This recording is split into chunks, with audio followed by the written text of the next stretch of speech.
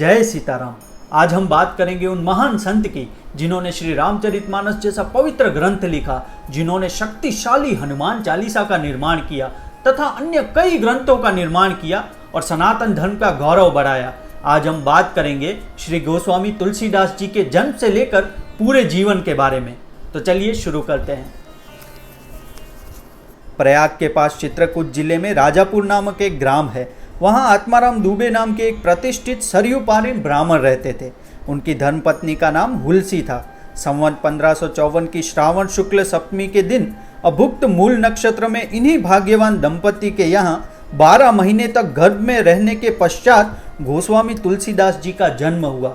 मतलब कि वे 12 महीने तक गर्भ में थे, उनके बाद इनका जन्म हुआ।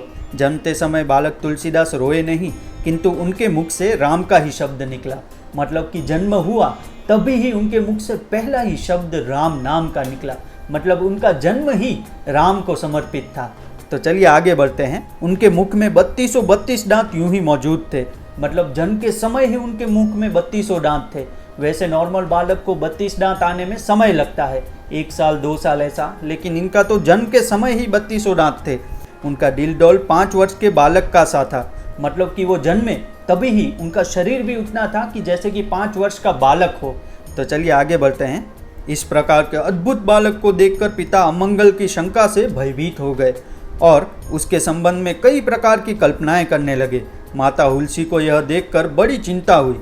उन्होंने बालक के अनिष्ट की आशंका से दशमी की रात को ही नवजात शिशु को अपनी दासी के साथ उसके ससुराल भेज दिया और दूसरे ही दिन स्वयं इस संसार से चल बसी। मतलब कि वे बेहद ही डर गए थे कि ये कैसा बालक हमारे घर पे जन्मा है, जिसके 32 दांत है, जिसका आकार भी बहुत बड़ा है, जो 12 महीने तक गर्भ में रहा।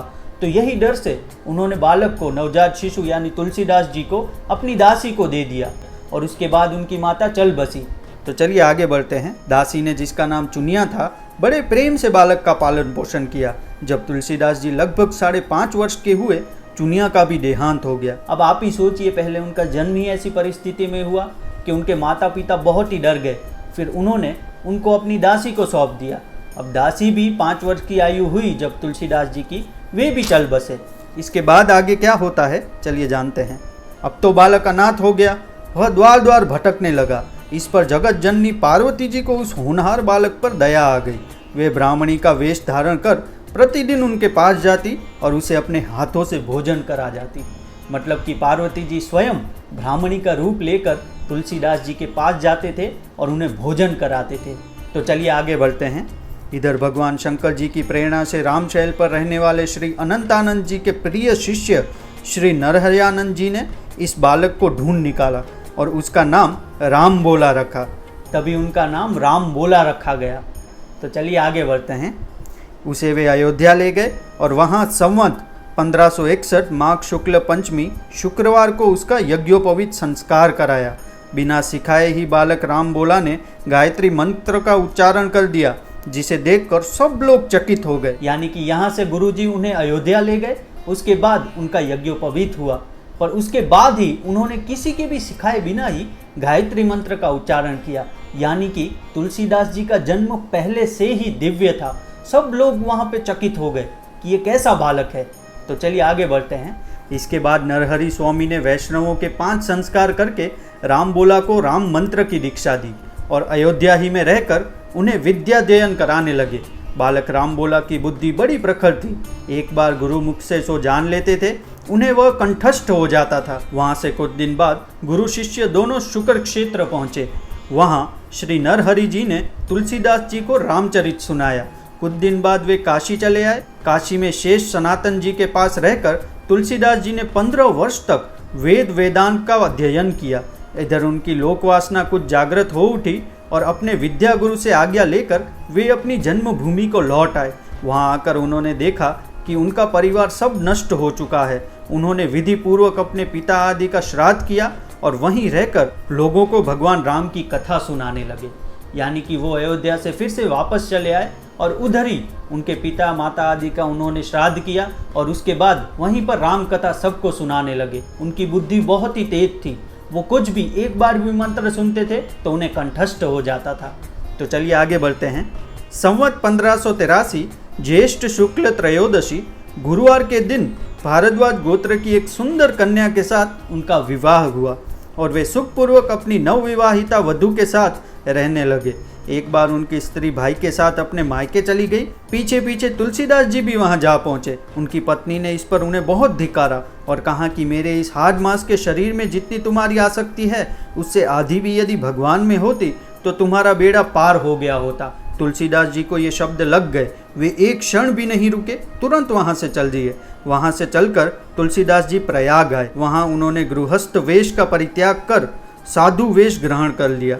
फिर तीर्थाटन करते हुए काशी पहुंचे। मानसरोवर के पास उन्हें काकभूषुंडी जी के दर्शन हुए। तो इस तरह उन्होंने विवाह भी किया, लेकिन पत्नी के इस तरह कटुवचन बोलने के बाद वे तुरंत वहां से चले गए और प्रयाग में आ गए। और वहां आकर तुरंत ही उन्होंने साधु वेश धारण कर लिया और गृहस्थ जीवन का त्याग कर दिया।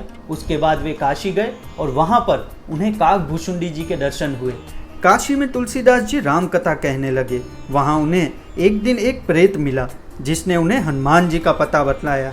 हनुमान जी से मिलकर तुलसीदास जी ने उनसे श्री रघुनाथ जी का दर्शन कराने की प्रार्थना की। तो यहाँ से तुलसीदास जी का असल जीवन शुरू होता है। तो चलिए आगे बढ़ते हैं। तो हनुमान जी ने कहा, तुम्हें चित्रकूट में रघुनाथ जी के दर्शन होंगे। इस पर तुलसीदास जी चित्रकूट की ओर चल पड़े। तो यहाँ पर हनुमान जी ने उन्हें कहा कि तुम चित्रकूट जाओ, वहाँ पर ही तुम्हें श्री रघुनाथ यानी कि श्री राम के दर्शन होंगे। तो वे चित्रकूट चल दिए। तो आगे बढ़ते हैं। चित्रकूट पहुंचकर रामघाट पर उन्होंने अपना आसन जमाया। एक दिन वे प्रदक्षिणा करने निकले थे। मार्ग में उन्हें श्री राम के दर्शन हुए। उन्होंने देखा कि दो बड़े ही सुंदर राजकुमार घोड़े पर सवार होकर धनुष बाण लिए जा रहे हैं। तुलसीदास जी उन्हें देखकर मुग्ध हो गए, परंतु उन्हें पहचान ना सके। पीछे से हनुमान जी ने आकर उन्हें सारा भेद बताया तो वे बड़े पश्चाताप करने लगे। हनुमान जी ने उन्हें सांत्वना दी और कहा, प्रातःकाल फिर दर्शन होंगे। पहली बार तो दर्शन हुए नहीं, पर हनुमान जी ने उन्हें कहा कि फिर से दर्शन होंगे। संवत 1607 की मौनी अमावस्या बुधवार के दिन उनके सामने भगवान श्री राम पुनः प्रकट हुए। उन्होंने बाल रूप में तुलसीदास जी से कहा, बाबा हमें चंदन दो। हनुमान जी ने सोचा वे इस बार भी धोखा न खा जाएं, इसलिए उन्होंने तोते का रूप धारण करके यह दोहा कहा। अब ये दोहा तो आपने सुना ही होगा कि चित्रकूट के घाट पर भई संतन की भीड़, तुलसीदास चंदन घिसे तिलक देत रघुवीर। तुलसीदास जी उस अद्भुत छवि को निहार कर शरीर की शुद्धि भूल गए। भगवान ने अपने हाथ से चंदन लेकर अपने तथा तुलसीदास जी के मस्तक पर लगाया और अंतर्धान हो गए। तो यहाँ पर श्री राम ने साक्षात तुलसीदास जी को दर्शन दिए, उनके मस्तक पर तिलक लगाया। वहीं तुलसीदास जी मुग्ध हो गए, परम आनंद में चले गए। उसके बाद आगे बढ़ते हैं। संवत 1628 में ये हनुमान जी की आज्ञा से अयोध्या की ओर चल पड़े। उन दिनों प्रयाग में माघ मेला चल रहा था। वहाँ कुछ दिन वे ठहर गए। पर्व के 6 दिन बाद एक वट वृक्ष के नीचे उन्हें भरद्वाज और याज्ञवल्क्य मुनि के दर्शन हुए। वहाँ उस समय वही कथा हो रही थी जो उन्होंने सुकर क्षेत्र में अपने गुरु से सुनी थी। वहाँ से ये काशी चले आए और वहाँ प्रहलाद घाट पर एक ब्राह्मण के घर निवास किया। वहाँ उनके अंदर कवित्व शक्ति का स्फुरण हुआ और वे संस्कृत में पद्य रचना करने लगे। परंतु दिन में वे जितने पद्य रचते, रात्रि में वे सब लुप्त हो जाते। यह घटना रोज घटती, मतलब कि वो दिन में जो कुछ भी लिखते वो रात को अपने आप सब कुछ लुप्त हो जाता। यूं ही चलता रहा। फिर 8वें दिन तुलसीदास जी को स्वप्न हुआ। भगवान शंकर ने उन्हें आदेश दिया कि तुम अपनी भाषा में काव्य रचना करो। तुलसीदास जी की नींद उचट गई। वे उठकर बैठ गए। उसी समय भगवान शिव और पार्वती जी उनके सामने प्रकट हुए। तुलसीदास जी ने उन्हें साष्टांग प्रणाम किया। शिव जी ने कहा, तुम अयोध्या में जाकर रहो और हिंदी में काव्य रचना करो। मेरे आशीर्वाद से तुम्हारी कविता सामवेद के समान फलवती होगी। इतना कहकर श्री गौरी शंकर अंतर्धान हो गए। तुलसीदास जी उनकी आज्ञा शिरोधार्य कर काशी से अयोध्या चले आए। मतलब कि वे काशी में थे, उनके स्वप्न में शंकर जी आए और उन्होंने आदेश दिया कि तुम अयोध्या जाओ और अपनी काव्य की रचना हिंदी में ही करो। तो वे उनका आदेश मानकर तुरंत ही अयोध्या के लिए निकल गए। उसके बाद संवत 1631 का प्रारंभ हुआ। उस साल रामनवमी के दिन प्रायः वैसा ही योग था जैसा त्रेता युग में राम जन्म के दिन का था। उस दिन प्रातःकाल तुलसीदास जी ने श्री रामचरितमानस की रचना प्रारंभ कर दी। 2 वर्ष 7 महीने 26 दिन में ग्रंथ की समाप्ति हुई। 2 वर्ष 7 महीने और 26 दिन लगे श्री रामचरितमानस की रचना करने में। तो चलिए आगे बढ़ते हैं। संवत 1633 के माघशीर्ष शुक्ल पक्ष में राम विवाह के दिन 7 कांड पूर्ण हो गए। मतलब कि संवत 1633 के माघशीर्ष शुक्ल पक्ष में ये 7 कांड उन्होंने पूर्ण कर दिए थे। तो चलिए आगे बढ़ते हैं। इसके बाद भगवान की आज्ञा से तुलसीदास जी काशी चले आए। वहाँ उन्होंने भगवान विश्वनाथ और माता अन्नपूर्णा को रामचरितमानस सुनाया। रात को पुस्तक श्री विश्वनाथ जी के मंदिर में रख दी गई। सवेरे जब पट खोला गया तो उस पर लिखा हुआ पाया गया सत्यम शिवम सुंदरम, और नीचे भगवान शंकर की सही थी। उस समय उपस्थित लोगों ने सत्यम शिवम सुंदरम की आवाज़ भी कानों से सुनी।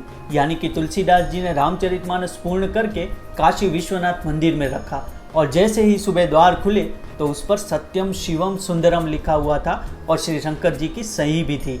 और आगे बढ़ते हैं। इधर पंडितों ने जब यह बात सुनी तो उनके मन में ईर्ष्या उत्पन्न हुई। वे दल बांधकर तुलसीदास जी की निंदा करने लगे और उस पुस्तक को भी नष्ट कर देने का प्रयत्न करने लगे। उन्होंने पुस्तक चुराने के लिए 2 चोर भेजे। चोरों ने जाकर देखा कि तुलसीदास जी की कुटी के आसपास 2 वीर धनुष बाण लिए पहरा दे रहे हैं। वे बड़े ही सुंदर श्याम और गौर वर्ण के हैं। उनके दर्शन से चोरों की बुद्धि शुद्ध हो गई। उन्होंने उसी समय चोरी करना ही छोड़ दिया और भजन में लग गए। तो यहाँ पर लोगों को बहुत ही ईर्ष्या हुई। इस महान ग्रंथ को नष्ट करने की भी कोशिश की गई। 2 चोरों को भी भेज दिया गया, लेकिन वहाँ पर जाकर ही चोरों का मन भी बदल दिया, चोरी करना ही छोड़ दिया और भजन में लग गए। तो आप इससे अंदाजा लगा सकते हैं कि तुलसीदास जी कितने बड़े संत थे, कितने दिव्य थे। आगे बढ़ते हैं। तुलसीदास जी ने अपने लिए भगवान को कष्ट हुआ जान कुटी का सारा सामान लुटा दिया। पुस्तक अपने मित्र टोडरमल के यहाँ रख दी। इसके बाद उन्होंने एक दूसरी प्रति लिखी। उसी के आधार पर दूसरी प्रतिलिपियां तैयार की जाने लगी। पुस्तक का प्रचार दिनों दिन बढ़ने लगा। इधर पंडितों ने और कोई उपाय न देख श्री मधुसूदन सरस्वती जी को उस पुस्तक को देखने की प्रेरणा दी। श्री मधुसूदन सरस्वती जी ने उसे देखकर बड़ी प्रसन्नता प्रकट की और उस पर यह सम्मति लिख दी। आनंद कानने हयास्मिंजम तुलसी तरहु कविता मंजरी भांति राम भ्रमर भूषिता। अर्थात इस काशी रूपी आनंद वन में तुलसीदास चलता फिरता तुलसी का पौधा है। उसकी कविता रूपी मंजरी बड़ी ही सुंदर है, जिस पर श्री राम रूपी भंवरा सदा मंडराया करता है। तो उन्होंने उनकी बहुत ही ज़्यादा प्रशंसा की। उसके बाद पंडितों को इस पर भी संतोष नहीं हुआ। तब पुस्तक की परीक्षा का एक उपाय और सोचा गया। भगवान विश्वनाथ के सामने सबसे ऊपर वेद, उनके नीचे शास्त्र, शास्त्रों के नीचे पुराण और सबके नीचे रामचरितमानस को रख दिया गया। मंदिर बंद कर दिया गया। प्रातःकाल जब मंदिर खोला गया तो लोगों ने देखा कि रामचरितमानस वेदों के ऊपर रखा हुआ है। मतलब कि यहाँ पर भी वो नहीं माने, उन्होंने फिर भी षड्यंत्र रचे। रामचरितमानस को सबसे नीचे रखा, सब शास्त्रों के नीचे रखा। लेकिन सुबह जैसे ही द्वार खुले तो रामचरितमानस को सबसे ऊपर पाया। मतलब कि कोई अंदर नहीं गया था, खुद में खुद रामचरितमानस सबसे ऊपर आ गई। आगे बढ़ते हैं। अब तो पंडित लोग बड़े लज्जित हुए। उन्होंने तुलसीदास जी से क्षमा मांगी और भक्ति से उनका चरणोदक लिया। अब यहाँ पर सारे लोग मान गए कि नहीं, आप सत्य बोल रहे हैं, आपकी रचना एकदम ही दिव्य है। वो सारे षड्यंत्र रचे, सब कुछ किया, लेकिन कुछ भी काम नहीं आया। सच्चे भक्त के सामने वैसे भी कुछ काम नहीं आता। जब श्री राम की कृपा होती है तब कोई भी षड्यंत्र काम नहीं आता। तो आगे बढ़ते हैं। तुलसीदास जी अब 80 घाट पर रहने लगे। रात को एक दिन कलयुग मूर्त रूप धारण करके उनके पास आया और उन्हें त्रास देने लगा। गोस्वामी जी ने हनुमान जी का ध्यान किया। हनुमान जी ने उन्हें विनय के पद रचने को कहा। इस पर गोस्वामी जी ने विनय पत्रिका लिखी और भगवान के चरणों में उसे समर्पित कर दी। श्री राम ने उस पर अपने हस्ताक्षर कर दिए और तुलसीदास जी को निर्भय कर दिया। मतलब कि भय के समय भी उन्होंने ऐसे कई ग्रंथों की रचना की। हनुमान चालीसा लिखी, आगे भी कई ग्रंथों की रचना की। जब जब संकट आया उन्होंने ग्रंथ लिखे, और आज भी अगर हम उन ग्रंथों को पढ़ते हैं तो हमें भी बहुत सारे फायदे होते हैं। तो आगे बढ़ते हैं। संवत 1680 श्रावण कृष्ण तृतीया शनिवार को 80 घाट पर गोस्वामी जी ने राम राम कहते हुए अपने शरीर का परित्याग किया। मतलब कि यहाँ पर उन्होंने अपने देह को छोड़ा राम का नाम लेकर। जन्म हुआ राम का नाम लेकर और देह को भी राम नाम लेकर ही छोड़ा। उन्होंने कई सारे ग्रंथों की रचनाएं की है। हनुमान चालीसा आज घर घर में पढ़ी जाती है। इन्हीं की देन है, तो हमें इनका सदैव आदर करना चाहिए। ये पवित्र रामचरितमानस भी इन्हीं की देन है, जिसे आज पढ़कर कोई भी मोक्ष पा सकता है। तो दोस्तों, ये था पूरा तुलसीदास जी का जीवन। अगर आपको वीडियो अच्छा लगा हो तो चैनल को सब्सक्राइब ज़रूर कीजिएगा और लाइक, शेयर और कमेंट करना मत भूलिएगा। जय सीताराम।